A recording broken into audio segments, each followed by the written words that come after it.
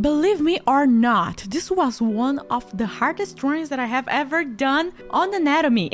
Hello chimps, I'm GabyT, and in this video we are going to talk about this man, this lion in the beach. That's right, this is a magazine cover. I never thought I was going to do a magazine cover, a furry magazine cover. It's amazing. Thank you, Dexter, for the opportunity. Woo! So, number one thing, getting the muscles right, but getting the bones right, but getting the veins right, and getting the light of the blue sky, and also the light reflected on the sand, also the light reflected on his body, in his body. This was a challenge. I'm not joking at all. This artwork was a real challenge and I love it. I love it so much. So we always start by just setting up basic colors, basic placements of everything, and going like, oh, you here, yeah. No text going to get here, yeah, good. No, blah, blah, blah, yeah, good, yeah, good. And after that, you may think, yeah, GabyT is a professional. She had been drawing for I don't know how many years, so she's going to get this just easy and quick.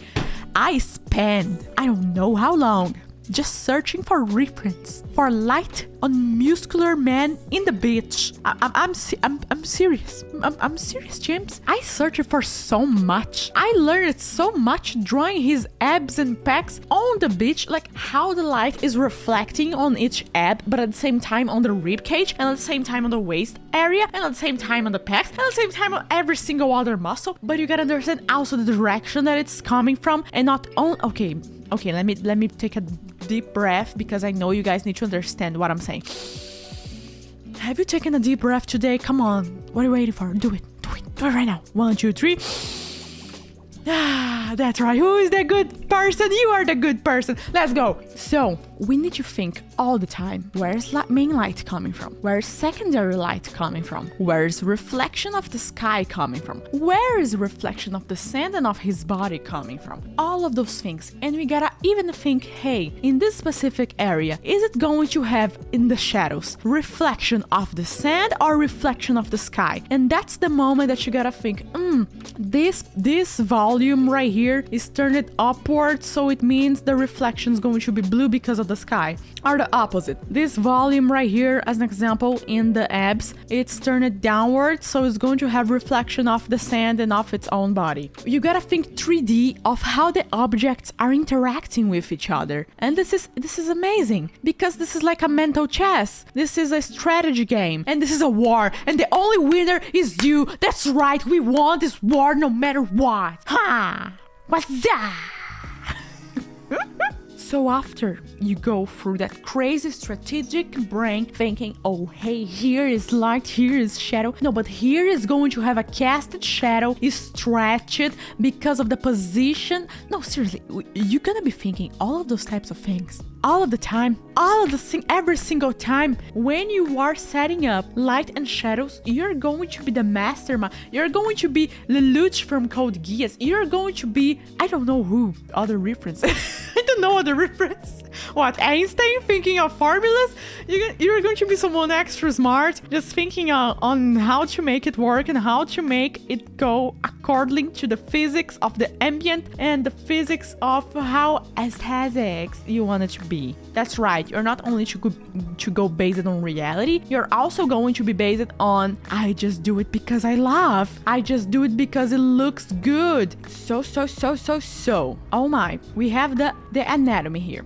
So I need to talk with you guys. I was all the time, every single minute, just checking out. Here is pectoral muscle. Here is frontal deltoid, it's shoulder. Here it's middle shoulder. Here it's upper shoulder. Here is trapezium. Here is upper trapezium. Here is collarbone.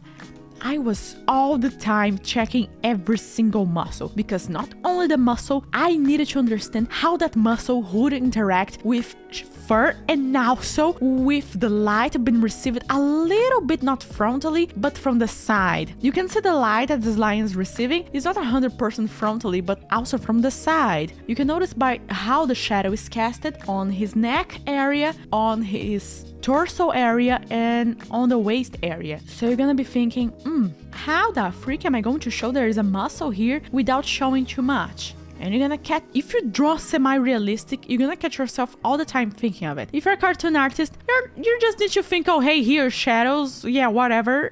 Hey, here, light, yeah, that's fine. Only if you are semi-realistic ambient light artist with cartoon. And I love this when people mix up cartoon with semi-realistic ambient light. It just looks gorgeous. Oh my, I love it so much. So talking about this dude here that we are drawing, Dexter bodybuilder, bro. He's a big, huge bench press. Everyone here in this room. It's only you, Gabs. Everyone here in this room. So going back into muscles. How do you understand them? How do you make some be stronger? How do you make some of them not looking too strong? So you gotta keep focus on that specific point that you want people to keep on looking at. You gotta test it. Use airbrush. Don't be afraid to use airbrush on your muscles. Make them soft. Understand. Ask yourself, am I doing this line here too strong? Out of nowhere, I just made this guy too slim, like he has no fat or no fur or no nothing. Think of it. Like, take your time. Think of it. Observe. Use reference. Truly take your time into that, because once you just look at it and you see there's something off, also by rotating your canvas horizontally, by the way, you're gonna notice I may need to change something. I may need to do this darker. I may need to do this brighter. And this happened to me in this anatomy more times than I can count. I'm serious. This happened too many times. Like too many. Too many times I was there asking myself, is this too bright? Is this too dark? Is this too bright or dark? Is this both? Is this nothing? Is this nothing and everything at the same time? And be sure that your anatomy is good. Comparing polar sides. What do I mean by that? Is both arms on the same density, on the same muscle density? Is both hands on the same size? I made it wrong many times. I made one hand bigger, one arm bigger, one arm smaller. I made one side darker and it should not be darker. I made this and that and blah blah blah. And it's part of your artwork that you're going to do mistakes and you're going to fix them. It's part of the evolution. It's part of the process, of the success process, that you're going to do mistakes and you're noticing them.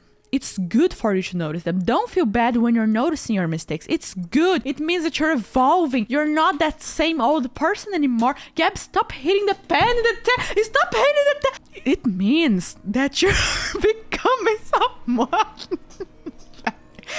It means that you're becoming someone better. Okay, it's good that you notice your mistakes. It's good. Don't take it as bad. I don't know who put this in your head, that it's bad that you're seeing your mistakes and should feel bad about it, feel grief, feel I don't know what, guilty. No, freak up those people. I don't know who taught us this, but someone taught us this in some point of our lives. Freak off that. It's good. Feel happy that you found mistakes, because imagine if you are an ignorant artist who never catch mistakes and think everything is perfect all the time. I believe it would be hard to make friends, but also it would be hard for you to make any evolution at all. It would really be hard. Like, imagine all the time you thought your artwork was perfect and you're doing those stickmen and going like, haha, I'm so good. Oh, Wingardium Leviosa. Oh. No, we don't want that. We don't. We want true improvement. We want to see, oh, I was able to finally notice. This is the expression. I was able to notice finally that this part here is not good and I must change it. That's amazing. You're doing incredible, champ. I'm proud of you. Stop hitting things. Okay, you're doing amazing. This is incredible. I have this habit of hitting anything close to me when I'm too excited on talking. And yes, my answer is yes. Yes. So also when doing small details like the crystal in his neck, I gotta think of the light passing through the crystal. I gotta think of the strong reflection and whatever the name it is. All of those things. And it's fine if you don't think about this. It's fine if you didn't think about getting a reference of that. But next time, get a reference. Try to think more time into that. Literally think, do nothing. Just look at it and think, how can I improve it? What is that missing? Why don't I search what other people did, what a professional did, and compare with mine? Literally, put both pictures side by side and start doing those games of 7 mistakes where they are. Try to find it. Yeah, this is going to help you a lot. And in this picture, not only the muscles were a challenge. Having the full ambient light, doing the details in the background, doing the foreground where there is a lot of flowers and leaves, all of that, everything going well together. And I'm extremely happy and proud of the final result. Tell me in the comments what you thought of this drawing, because I truly love it. It was an anatomy challenge. People must think, oh, you draw strong barra characters, you must feel like they are hotter, and no, I'm there focusing every single second on getting that light right. So yeah, Focus on your evolution, but don't be a bad person to yourself. Understand you are there to improve and have a good time on it. I read in the book, The Interior Game of Tennis. I think that's the name in English. I don't know what is the name. The Interior Game of Tennis. And he's a tennis professional player. And then he became a coach and everything. And he was telling that the biggest mistake people would do was not like getting an ability or doing the right way of throwing the ball or anything like that. No, the biggest mistake people did was in their minds being too harsh on their selves. They were all the time like thinking and overthinking. Oh no, this is wrong. Oh no, this is right. Oh no. And they didn't let their body, their unconscious side, do the work and try to learn it. They were all the time interrupting. Their precortex part was all the time interrupting, just judging, and never letting the body, the animal side, the memory, the whatever you want to call it, understand it and absorb it. So what I want you to take from this lesson: were you there judging yourself all the time when you draw an anatomy and you make a mistake, saying, oh, I wanted to draw this hot dude, this hot girl, but it became horrible? Or you are there like, but let me try again. Okay, let me try again. Okay, another day, another week, it's fine. Be less judgmental with yourself, because this is not going to get you happy or into a long-term peaceful state of mind. I want you the best, champ. I want you to have the best. And the best, the long term, it's about being good with yourself. Okay? I love you all the peace, and I'll be going to see you next time. Bye-bye!